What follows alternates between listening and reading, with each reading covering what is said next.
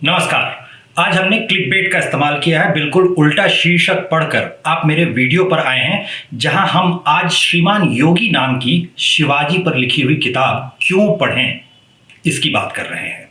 इस विषय पर हमने पहले लिखने का सोचा, मगर स्वयं इस पुस्तक की ही शुरुआत में नरहर कुरुंदकर जी ने इसकी जो प्रस्तावना लिखी है, उससे बेहतर हम स्वयं कुछ लिख नहीं पाए, इसलिए हमने उसका ही जो है इस्तेमाल कर लिया है।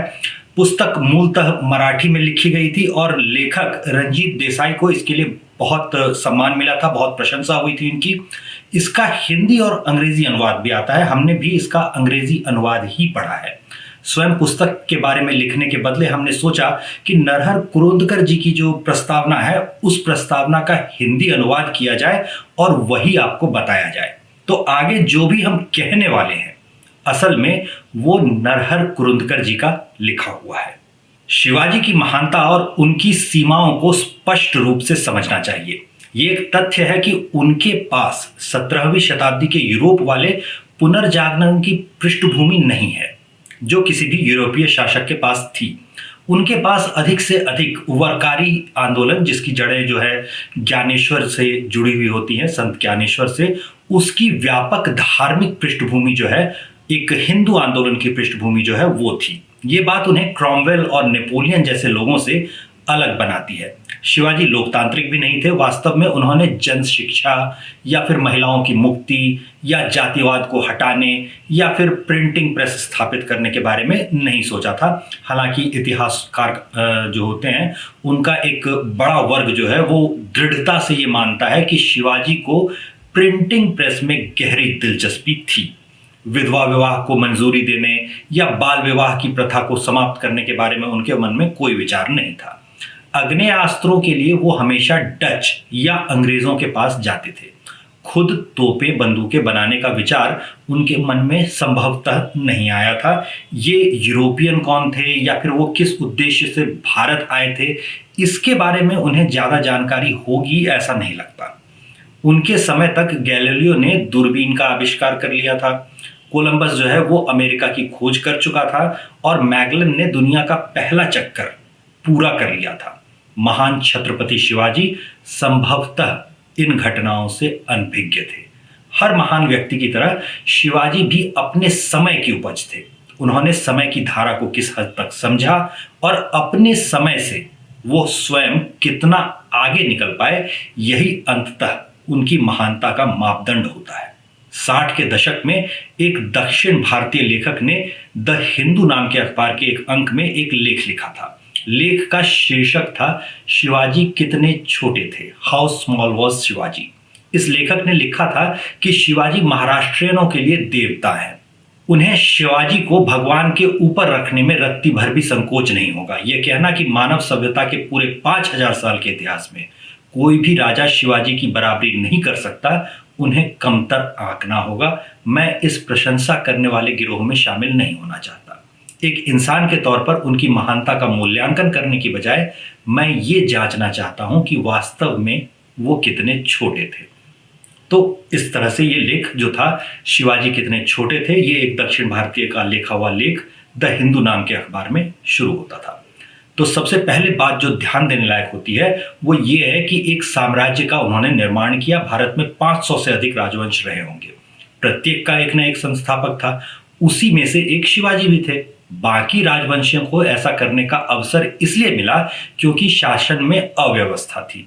एक कमजोर राजा को जागीरदार जो था वो उसका स्वतंत्रता जो होती है उसकी घोषणा कर देते थे, जब केंद्रीय शक्ति उसको रोकने में असमर्थ होती थी। एक शक्तिशाली सेनापति जो था वो कमजोर राजा को गद्दी से उतार कर अपना साम्राज्य खड़ा कर लेता था। ये एक नई शक्ति को स्थापित करने का तरीका था। नए राजा को मौजूदा सेना और नौकरशाही की जो संरचना थी वो अपने आप विरासत में मिल जाती थी। शिवाजी के रूप में हमारे पास वो व्यक्ति है जिसे शून्य से सब कुछ खड़ा करना पड़ा। उसके पास तैयार मजबूत सेना नहीं थी। उसने खुद को स्थापित करने की कोशिश में महान शक्तियों का सामना किया। उसके पास पड़ोसी बीजापुर और गोलकुंडा की शक्तियां ऐसी थीं जो उस समय बढ़ ही रही थीं। मुगल साम्राज्य अपने चरम पर था। शिवाजी उस बीजापुर साम्राज्य को खा रहे थे जिसने निजाम शाही के आधे से अधिक हिस्से पर कब्जा कर लिया था और लगभग पूरे कर्नाटक को निगलने की राह पर था। ये एक ऐसे व्यक्ति की कहानी है जो शुरू से ही अपने प्रतिद्वंदियों को आमने सामने की लड़ाई में हराने की ताकत नहीं रखता था। इसने 20 साल की मेहनत को 4 महीने में बर्बाद होते हुए देखा था और उसके बाद भी 29 साल के निरंतर संघर्ष और उद्यम से एक नया साम्राज्य बनाने के लिए वो लड़ता रहा। ये देखना आसान होगा कि वो कितना छोटा था जब हम इस मुद्दे पर भारतीय इतिहास के किसी संस्थापक से उनकी तुलना करेंगे। हिंदू जो शक्ति होती है उसकी कुछ विशेषताएं होती हैं। ऐसा नहीं है कि वो युद्ध में विजयी नहीं हुए थे, विजय बहुत सारी हुई हैं, लेकिन उनकी विजय से उनके विरोधी का नाश नहीं होता, शत्रु का क्षेत्र कम नहीं होता, शत्रु की शक्ति समाप्त नहीं होती, विजेता का क्षेत्र विस्तृत नहीं होता। विजयी होने पर भी हिंदू कमजोर होता है और कमजोर ही रहता है। संक्षेप में ये बात बहुत स्पष्ट रूप से समझी जा सकती है कि पराजय में तो हिंदुओं का सर्वनाश हुआ ही, विजय में भी दुर्बलता ही आई थी। शिवाजी के साथ हिंदुओं का एक नया इतिहास का अध्याय शुरू होता है। इसमें साम्राज्य का विस्तार करने के लिए युद्ध जीते जाते हैं और पराजय में भी शक्ति और इच्छा शक्ति दोनों सुरक्षित रहती है। दूसरे हिंदू शासक जो थे उनकी सीमा की स्थिति जो थी उससे वो अनभिज्ञ रहते थे। उनके शत्रु उन्हें अचानक पकड़ लेते थे, अक्सर उनके क्षेत्र में 200 मील के अंदर तक घुस आते थे और तब जाकर के उन्हें पता चलता था कि कोई हमला करने आ रहा है। युद्ध का परिणाम चाहे जो भी हो, केवल उनकी भूमि ही अपवित्र होती थी, शत्रुओं की सीमा में वो घुसे ही नहीं। शिवाजी के आगमन ने इसमें आमूलचूल परिवर्तन कर दिया और युद्ध से पहले सतर्क रहने और शत्रु पर अप्रत्याशित आक्रमण करने के युग की शुरुआत कर दी। तीसरा बिंदु यह होता है कि हिंदू राजाओं ने आद्यतन अपने विरोधियों पर अंधविश्वास किया। यह कहानी शिवाजी की चालों के साथ समाप्त हो जाती है। अब विरोधियों के स्तब्ध होने की बारी थी। हिंदू राजाओं के बीच अभी भी इस बात की तलाश जारी है कि शिवाजी के बराबर का कोई तो हो। शिवाजी धार्मिक थे मगर कट्टर नहीं थे, वो लौह हृदय थे पर क्रूर नहीं थे, वो साहसी थे पर आवेगशील नहीं थे, वो व्यवहारिक थे पर महत्वाकांक्षाहीन नहीं थे, वे स्वप्नदर्शी थे, वो महान स्वप्न देखते थे और उन्हें यथार्थ में बदलने की दृढ़ क्षमता रखते थे। उनकी जीवन शैली कोई सरल जीवन शैली नहीं थी, उन्होंने एक समृद्ध जीवन शैली ही अपनाई थी, लेकिन वो विलासी नहीं थे। वे अन्य धर्मों के प्रति उदार थे। इस कारण उनकी तुलना अशोक, हर्ष, विक्रमादित्य आदि से की जा सकती है। अकबर से हम उसकी तुलना इसलिए नहीं कर रहे क्योंकि उनके पास बड़े बड़े हरम थे, अकबर के पास मीना बाजार था। शिवाजी ने अपनी वासना को खुली छूट नहीं दी थी। हिंदू और मुसलमान दोनों राजाओं में देखेंगे तो अपनी युवावस्था में स्त्रियों और हीरे जवाहरात के संग्रह की अत्यधिक युवावत रुचि जो होती है वो आपको दिखाई दे जाएगी। शिवाजी में इसका अभाव था। उनके पास न तो मूर्तियों, चित्रकलाओं, संगीत, काव्य या स्मारकों पर खर्च करने के लिए धन था, न ही उनकी इसमें कोई रुचि थी। उनमें 20 करोड़ रुपए से ज्यादा खर्च करके और वंचित लोगों को पकड़कर ताजमहल बनवाने की उस वक्त कोशिश नहीं की थी जबकि अकाल की वजह से लाखों लोगों की जान जा रही थी। न ही वो इतने पवित्र थे कि जब भारत व्यवस्थित रूप से अंग्रेजों के कब्जे में जा रहा था तब वो एक के बाद एक मंदिर बनवाते। इस मामले में अति धार्मिक लोग कह सकते हैं कि वो पापी थे। हम सभी की तरह एक व्यवहारिक व्यक्ति थे वो।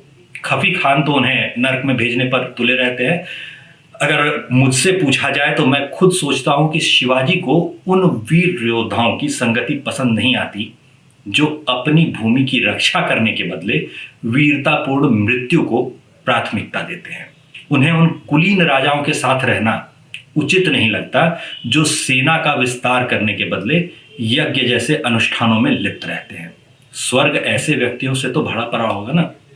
कहते हैं कि अकबर ने हिंदुओं के प्रति उदार रवैया अपनाया और इसके लिए उसकी बहुत प्रशंसा भी की जाती है, लेकिन ये एक बुनियादी नियम है। यदि अधिकांश प्रजा नाखुश हो तो स्थिर सरकार असंभव है। अकबर उन लोगों के प्रति विनम्र था जो एक समुदाय के रूप में उसके राज्य का विस्तार कर रहे थे और उसे स्थिर कर रहे थे। जिन हिंदुओं के साथ उसने अच्छा व्यवहार किया तो ऐसा इसलिए किया क्योंकि हिंदू उसके साम्राज्य में बहुसंख्यक थे और अपने करों के माध्यम से वो उसी के खजाने को समृद्ध कर रहे थे। हिंदुओं के आक्रमणों का कोई इतिहास नहीं था। उन्होंने मस्जिदों को नष्ट नहीं किया था, उन्होंने मुसलमानों का नरसंहार नहीं किया था, उन्होंने मुस्लिम महिलाओं को अपवित्र नहीं किया था, उनका बलात्कार नहीं किया था। जबरन धर्म परिवर्तन करवाने की हिंदुओं का मतलब कोई भी इतिहास अगर आप देखें तो उसमें ऐसा नहीं मिलेगा। ये वो लोग थे जिनके प्रति अकबर उदार था।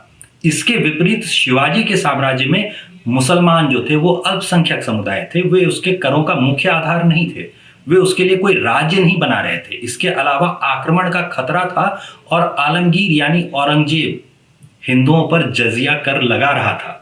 फिर भी शिवाजी ने मुसलमानों के साथ अच्छा व्यवहार किया। ये डर की वजह से नहीं बल्कि उनकी जन्मजात उदारता की वजह से था। तो अकबर से वहां पे ये अलग हो जाते हैं। इस पृष्ठभूमि को देखते हुए शिवाजी को मैं उतना ही छोटा मानने के लिए तैयार हूं जितना वो वास्तव में है। लेकिन शिवाजी को छोटा करने के लिए किसकी ओर रुख किया जाए? क्या कोई ऐसा मानक है जिसकी तुलना में शिवाजी छोटे पड़ते हों? मुझे याद नहीं आता, कम से कम भारतीय इतिहास में तो बिल्कुल नहीं दिखाई देता। इस चर्चा को समाप्त करने के लिए मैं शिवाजी कितने छोटे थे नाम के इस लेख में अनुत्तरित रह गए कुछ मुद्दों पर बात करना चाहूंगा। सबसे पहले एक सेनापति के रूप में शिवाजी की विशेषज्ञता जो है वो निर्विवाद है, लेकिन इसके अलावा वो एक बेहतरीन राज्यपालक भी थे। उनका मानना था कि प्रजा के कल्याण की जिम्मेदारी जो है वो शासक की है, भले ही उसने कई युद्ध लड़े हों। लेकिन शिवाजी ने अपनी प्रजा पर कभी भी कोई अतिरिक्त कर नहीं लगाया। यहां तक कि उनके राज्याभिषेक का जो खर्चा था वो भी करदाताओं पे लगाए गए जो सामान्य कर होते हैं उनसे ही पूरा हुआ। एक पत्र में तो उन्होंने चुनौती दे रखी है कि ये सच है कि मैंने दुश्मन को धोखा दिया है। क्या आप कोई ऐसा उदाहरण बता सकते हैं जहां मैंने किसी सहयोगी को धोखा दिया हो? ये चुनौती आज भी अनुत्तरित है। 300 साल गुजर गए हैं शिवाजी को, फिर भी उन्होंने गांव की स्थापना के लिए धन मुहैया करवाया, खेतों पर कर की प्रणाली की स्थापना की, किलों का उपयोग कृषि उपज के भंडारण के लिए किया, किसानों को बीज बैल आदि खरीदने के लिए ऋण दिया, नए किले बनवाए, अंतर सरकारी संचार जो था मतलब एक विभाग से दूसरे विभाग तक उसको सुविधाजनक बनाने के लिए भाषा का मानकीकरण किया, कुंडली संशोधित की, इस्लाम से हिंदू धर्म में शुद्धिकरण को प्रोत्साहित किया। वो एक साधारण योद्धा ही नहीं थे। दूसरी बात और सबसे महत्वपूर्ण बात कि अपने राज्य की रक्षा के लिए उसके लोगों ने 27 साल तक लड़ाई लड़ी थी और शिवाजी के मृत्यु के बाद भी वो संभाजी के नेतृत्व में लड़े थे। औरंगजेब द्वारा संभाजी को मार दिए जाने के बाद भी वो 19 साल से अधिक समय तक लड़ते रहे। इस निरंतर के संघर्ष में कम से कम 5 लाख मुगल मारे गए जदुनाथ सरकार के अनुमान के मुताबिक और 2 लाख से अधिक मराठे मारे गए। फिर भी 1707 में 1 लाख से अधिक मराठा भालों के साथ लड़ रहे थे। उनके पास देखने के लिए कोई प्रतिष्ठित नेता नहीं था, नियमित भुगतान होगा, कोई सैलरी मिलेगी, इसकी कोई गारंटी नहीं थी। फिर भी वो लड़ते रहे। इन 27 वर्षों में औरंगजेब को हार का सामना नहीं करना पड़ा था। ऐसा इसलिए था क्योंकि मराठों के पास इतनी विशाल सेना को हराने के लिए आवश्यक बल की कमी थी। जदुनाथ सरकार कहते हैं कि आलमगीर ने युद्ध के बाद युद्ध जीते, लेकिन अंत में करोड़ों रुपए खर्च करने के बाद उसने अखिल भारतीय साम्राज्य को कमजोर करने और खुद की मौत को आमंत्रण देने के अलावा कुछ नहीं किया। वो मराठों को हरा नहीं पाया। जब पेशवाई समाप्त हुई 1818 ईस्वी में, उस समय लोगों में संतोष का माहौल था कि अव्यवस्थित सरकार की जगह कानून की सरकार आएगी। जब अंग्रेजों ने पलासी में बंगाल को जीता 1757 ईस्वी में, तो मिठाइयां बांटी गई। इसके आलोक में, इसके प्रकाश में जब हम इस तथ्य को देखते हैं कि शिवाजी के राष्ट्र को और उनको एक संस्थापक के रूप में शिवाजी को कैसे देखते हैं लोग, तो शिवाजी की उत्कृष्टता के साथ लोग खुद को जोड़ते थे। तो यहाँ नरहर जी की प्रस्तावना की बातें जो है वो हम लोग समाप्त करते हैं और इतने पर आपको ये समझ में आ गया होगा कि हम कैसी किताब की पढ़ने की बात कर रहे हैं, कैसी किताब को पढ़ने की सलाह दे रहे हैं। इस उपन्यास की जो कहानी है वो शिवाजी के जन्म से थोड़ा सा पहले शुरू होती है। शिवाजी का बचपन और उस समय की जो सामाजिक राजनीतिक व्यवस्था थी उसका वर्णन हमें इस उपन्यास में मिलता है। यहाँ हम पाते हैं कि कैसे माता जीजाबाई अपने साथ शिवाजी और कुछ विश्वस्त अनुचरों को, साथियों को लिए हुए पुणे को फिर से बचाने का प्रयास कर रही होती हैं। पहले हिस्से में ये बचपन की कहानी है और उसके बाद पुस्तक के जो दूसरे हिस्से में हम लोग पहुंचते हैं तो वहां हमें शिवाजी को अपने राज्य के विस्तार के लिए साम, दान, दंड, भेद, इन सभी नीतियों का प्रयोग करते हुए पाते हैं। क्रम से अफजल खान का आक्रमण और उस पर जीत, फिर सिद्दी जौहर के शिकंजे से पन्हाला के किले से शिवाजी का निकलना और फिर शाइस्ता खान को धूल चटाने जैसी घटनाओं में आपको ये दिख जाएगा कि दूसरे हिंदू राजाओं की तरह नैतिकता के ऊंचे मकान पर बैठने की बदले शिवाजी कैसे हिंदुओं के हित को अपनी व्यक्तिगत महानता से आगे रखते थे। सूरत को लूटकर रायगढ़ आने के क्रम में शिवाजी के जासूसों का काम भी नजर आ जाता है। कैसे किसी को पता ही नहीं चला कि कब शिवाजी जो है वो सूरत पहुंच गए, उसे लूटा और रायगढ़ लौट भी आए, ये आपको नजर आ जाएगा। 20 वर्षों की कड़ी मेहनत से बनाया हुआ अपना ये राज्य शिवाजी को संधि में मिर्जा राजे जयसिंह को सौंपना पड़ा था। यहाँ पर अपनी पूरी मेहनत को जाते हुए देख करके शिवाजी हारे नहीं थे। उन्होंने अगले कुछ ही वर्षों में वही सब कुछ फिर से जीत लिया। शिवाजी का राज्याभिषेक जो है वो इसके बाद आने वाली एक महत्वपूर्ण घटना थी, क्योंकि उस दौर में इतने वर्षों से नए हिंदू राजा का राज्याभिषेक हुआ ही नहीं था कि राज्याभिषेक हो कैसे ये भी ढूंढना पड़ा। बनारस से और दूसरी जगहों से पुरोहितों को बुलवाना पड़ा और उनसे पूछना पड़ा। शिवाजी महाराज के जीवन में जो घटनाएं हुई उन पर कई बार इतिहासकार एक मत नहीं होते। लेखक जो हैं इस किताब के, रंजीत देसाई, उन्होंने सबसे अधिक स्थापित तथ्यों को केवल चुना ही नहीं है बल्कि उन्हें रोचक ढंग से प्रस्तुत भी किया है। आधुनिक काल में यानी शिवाजी के दौर के 300 वर्ष बीतने के बाद भी कई बार हम लोग वैसी ही चुनौतियों से जूझ रहे होते हैं जैसी समस्याएं छत्रपति शिवाजी के काल में थीं। तो इस 900 पन्ने के करीब की पुस्तक को जरूर पढ़ना चाहिए। इसलिए यह पुस्तक श्रीमान योगी मेरे हिसाब से अवश्य पढ़ी जाने योग्य पुस्तकों में से एक है। बल्कि पुस्तक को केवल पढ़िए मत, इससे जो जो सीखा जा सकता है वो सीख लीजिए। ज़्यादा संभव न हो तो कम से कम हिंदू पद पातशाही की स्थापना के लिए छत्रपति शिवाजी नैतिकता के मूल्यों को कैसे देखते थे, शुद्धिकरण और घर वापसी के लिए कैसे प्रयासरत रहते थे, इतना तो सीखा ही जा सकता है। तो एक बार कोशिश कीजिए, और शिवाजी जयंती है तो कम से कम श्रीमान योगी पढ़ने से शिवाजी के बारे में जानना शुरू कीजिए। धन्यवाद।